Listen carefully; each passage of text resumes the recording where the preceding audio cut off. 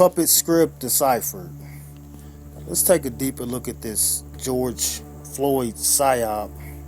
And we can see these rituals that all sync up. We see the shot right here of the fight between Tyson Fury and Deontay Wilder on February the 22nd, 222.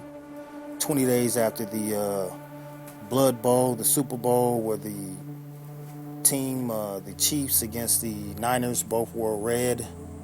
We see George Foreman coming into the forefront with the Wilder fight, and we see Mike Tyson coming into the forefront.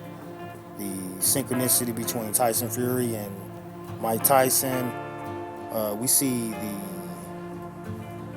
carefully coordinated use to how this supercomputer takes these scripts and these bits and takes one from the other.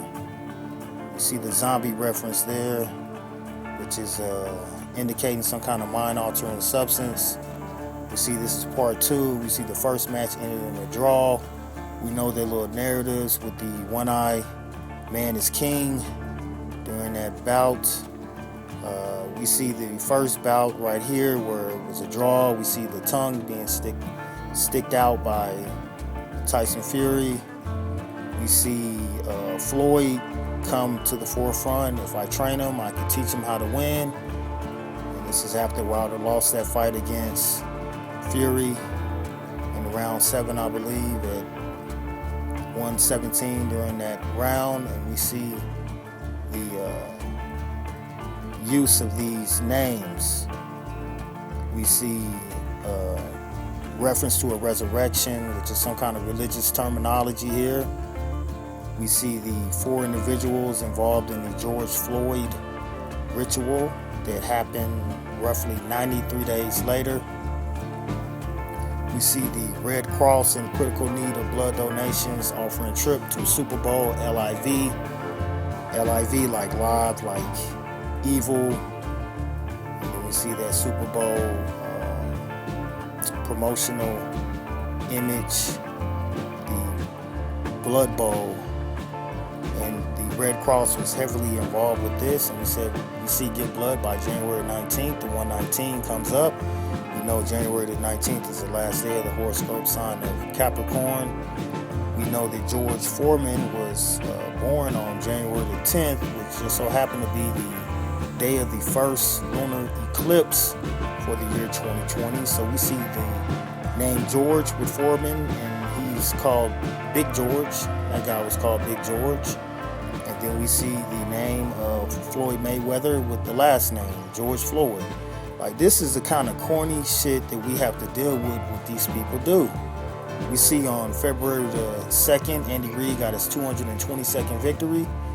And, you know, this was an easy call to make. It's like, I saw this a mile away. When I saw that, it's like I knew that the Chiefs were going to win the Super Bowl. And it was his second Super Bowl win, his first as a head coach. And then you say, well, what does Floyd have to do with this besides coming up in his name? Well, the Chiefs win the first time in 50 seasons. What a coincidence that Floyd has 50 wins, 50-0. And then we see the hand trick, we see the hidden hand, we see the sleight of hand, we see the magician tricks that these puppets like to implement. And we see Fury is known for being able to do this, and he would have no problem with sliding the hand and to the wrist area so that the fight would be very bloody, and it was very bloody. We see another prediction that was made here about the presidential nomination that's going to happen this year, with Harris being vice president and possibly president. Biden has already had 2 brain surgeries. You know how this puppet does. We see the prediction with the Raptors winning last year in 2019 with Kawhi Leonard, number 2. We know that Kobe scored the 81 points against the Raptors in his 666 game. We know that they honored the Kobe Bryant tribute at the halftime of the Super Bowl. So, so-called sacrifice for that, the Blood Bowl. See some more predictions that were made. I'm just trying to show a history of having a high accuracy and being able to predict these puppet scripts.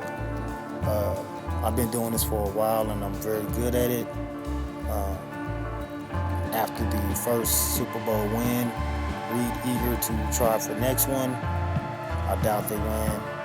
We see the tongue that was being stuck out by Fury led to him using predictive type imagery to show that he was going to be licking blood off the neck of Wilder.